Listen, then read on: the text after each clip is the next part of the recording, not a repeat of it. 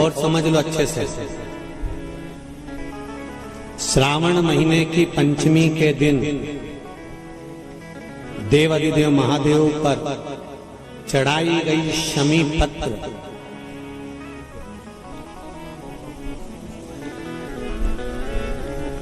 भगवान पर चढ़ाई गई शमी पत्र। शिवाय नमस्तुभ्यम, हर हर महादेव। स्वागत है आपका आपके अपने से महापुराण परिवार में। आशा करता हूँ आप सभी लोग प्रसन्न होंगे और स्वस्थ होंगे। पूज्य गुरुदेव और मेरे महादेव का आशीर्वाद आप सभी लोगों पर हमेशा बना रहे। जैसा कि हम सभी लोग जानते हैं, कल नाग पंचमी है। पूज्य गुरुदेव ने नाग पंचमी को लेकर बहुत ही सुंदर उपाय बताया है। हमारे ऐसे कोई भाई बहन हैं जिनके घर में काल सर्प दोष चल रहा है किसी के ऊपर, या फिर सर्प को लेकर समस्याएं चल रही हैं। सर्प को लेकर समस्याएं मतलब हमारे घर में सर्प हमेशा निकलते रहते हैं या फिर किसी को काटते रहते हैं।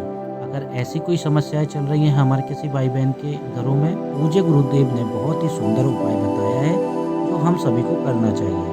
क्या है उपाय, कैसे करना है उपाय, सुनते हैं पूज्य गुरुदेव के मुखरविंद से। श्रावण महीने की पंचमी के दिन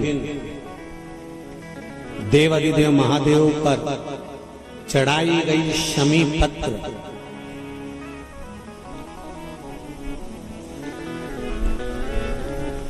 भगवान पर चढ़ाई गई शमी पत्र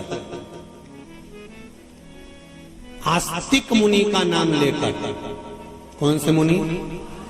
आस्तिक मुनि का नाम लेकर शमी पत्र को वापस उठाकर उसको अपने दरवाजे की चौखट पर कहीं पर भी या द्वार पर कहीं पर भी एक ओर रख देने पर घर के अंदर, बगीचे के अंदर सर्प प्रवेश नहीं करता।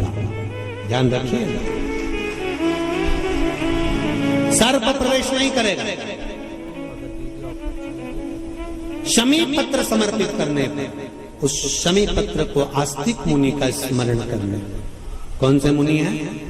आस्तिक मुनि का स्मरण करने पर भीतर घर के अंदर बगीचे में सर्प भी प्रवेश नहीं। उस शमी पत्र में जया, विषहरा, शामली वारी, दौतली और देव, ये पांचों कन्याओं का भाव प्रकट हो जाता है और वो कन्याएं हमारे घर के द्वार की रक्षा करती हैं। तुम्हारे घर की बहन बेटी क्या करती है? तुम्हारे घर की बहन बेटियां क्या करती हैं? घर में बहन बेटी आती हैं तो बद्दुआ देकर नहीं जाती।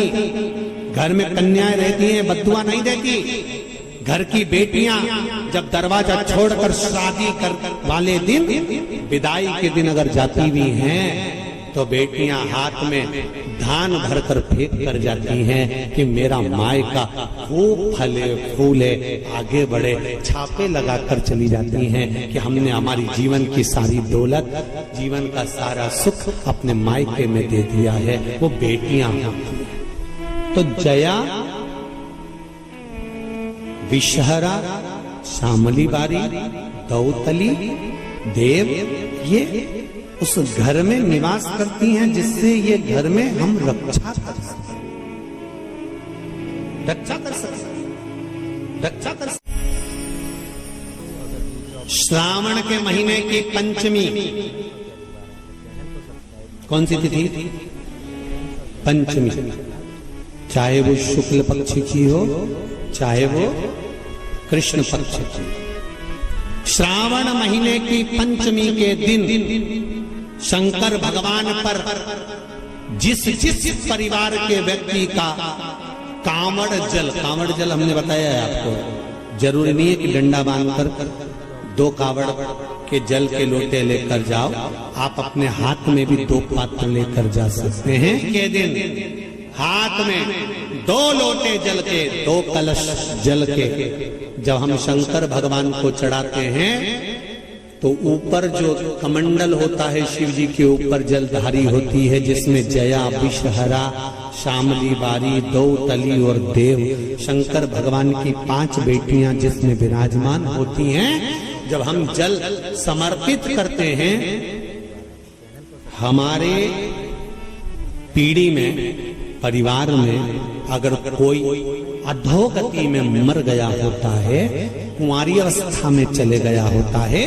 गर्भ में मर गया होता है, गर्भ के बाहर निकल कर भी अगर कुंवारी अवस्था में चले गया होता है, तो श्रावण महीने की दोनों पंचमी पर परिवार का अगर कोई एक व्यक्ति भी जल चढ़ा देता है शंकर भगवान पर, तो सर्प की योनि में नहीं पड़ता, जीव मुक्त हो जाता, प्रेत योनि में सर्प की योनि से मुक्त हो जाता। हमारे यहाँ सांपों की पूजन कौन से दिन होती है, कौन सी तिथि में करते हैं? जम के बोलो जरा। नाग पंचमी। नाग पंचमी का मतलब क्या है? सांपों की पूजन करो। नाग पंचमी का मतलब होता है शंकर जी के मंदिर में जाकर एक लोटा जल समर्पित कर दो। उसका कारण क्या है कि हमारे परिवार में, हमारे कुटुंब में परिवार में कोई 7 पीढ़ी के अंतर्गत भी अगर कोई जीव तड़प रहा होता है, पड़ा हुआ होता है, उसकी मुक्ति नहीं होती है, तो पंचमी का चढ़ा हुआ जल उस जीव को प्राप्त हो जाता है और वो जीव तर जाता है, उसका फिर जन्म नहीं होता, वो तर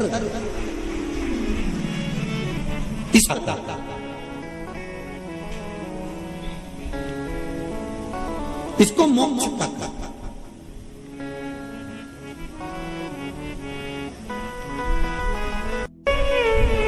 चढ़ाते हो आप लोग पंचमी के दिन,